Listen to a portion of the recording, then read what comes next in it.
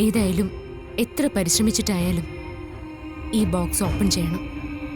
ഞാനിത് ഓപ്പൺ ചെയ്തിരിക്കും. ദേവമ്മയുടെ യഥാർത്ഥ കൊലപാതകി ആരാണെന്ന് ഞാൻ കണ്ടെത്തിയിരിക്കും.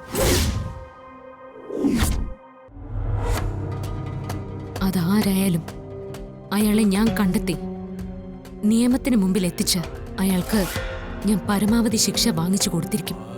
മോളെ, നീ സൂക്ഷിക്കണം. ഉദയന്നൂരമ്മയും ദേവമ്മയും കൂട്ടിനുള്ളപ്പോ പിന്നെ ഞാൻ ആരെ അച്ഛ പേടിക്കേണ്ടത്?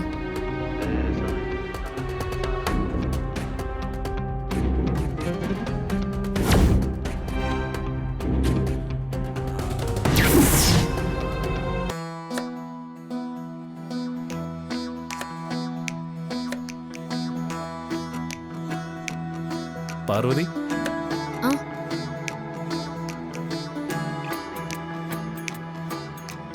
ദേ ഇത് നീ പിടിച്ചേ. ഇതെന്താ? ഇത് കുറച്ച് ഡ്രസ്സുകളാണ്. ഇതിനുള്ളിൽ തനിക്കുള്ളൊരു സർപ്രൈസ് ഗിഫ്റ്റും ഉണ്ട്. വാങ്ങിക്ക വാങ്ങിക്ക. സർപ്രൈസ് ഗിഫ്റ്റോ? സാരിയാണോ? അതെ, വെറും സാരിയല്ല, മത്താപ്പ് പോലത്തെ ഒന്നാം തരം പട്ടുസാരി. പട്ടുസാരിയോ?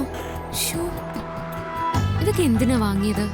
എടോ, താൻ ആദ്യമായിട്ട് എൻ്റെ അമ്മയുടെ നാട്ടിലേക്ക് പോവല്ലേ? അവിടുത്തെ നാട്ടുകാര് തന്നെ ആദ്യമായിട്ട് കാണാൻ പോവല്ലേ? താൻ അവിടെ ചെല്ലുമ്പോ ഒരു നാട് മുഴുവൻ തന്നെ കാണാൻ വേണ്ടി അവിടെ വന്ന് നിൽക്കും.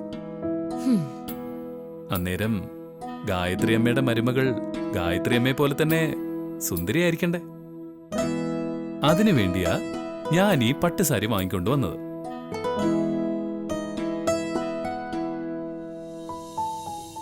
എന്തിനാ സർ ഇങ്ങനെ കാശ് പാഴാക്കുന്നേ? എനിക്കിപ്പൊ തന്നെ ധാരാളം സാരികളുണ്ടല്ലോ. എടോ പാർവതി, ഇത് ഞാൻ മനസ്സ് നിറഞ്ഞ് നിനക്ക് നൽകുന്ന സമ്മാനമാണ്. അതിനുവേണ്ടി എത്ര പണം ചെലവാക്കിയാലും എനിക്ക് അതൊരു വിഷയമേ അല്ല. അതുകൊണ്ട് താൻ ആ ചിന്ത അങ്ങ് വിട്ടേക്ക്. ശരി, സമ്മാനം എങ്ങനെയുണ്ടെന്ന് നോക്കട്ടെ. അല്ലല്ല, നിൽക്ക്. അത് തുറക്കുന്നതിന് മുമ്പേ ഒരു ചെറിയ ഗെയിമുണ്ട്. ഗെയിമോ? ആ അതെ. താൻ ആ ബോക്സ് ഓപ്പൺ ചെയ്യുന്നതിന് മുമ്പ് അതിനുള്ളിലെ സാരിയുടെ നിറം എന്താണെന്ന് ഊഹിച്ച് പറയണം. പറഞ്ഞ ആ നിറം കൃത്യമായാൽ തന്നെ കെട്ടിപ്പിടിച്ച് ഒരു മുതുകവും.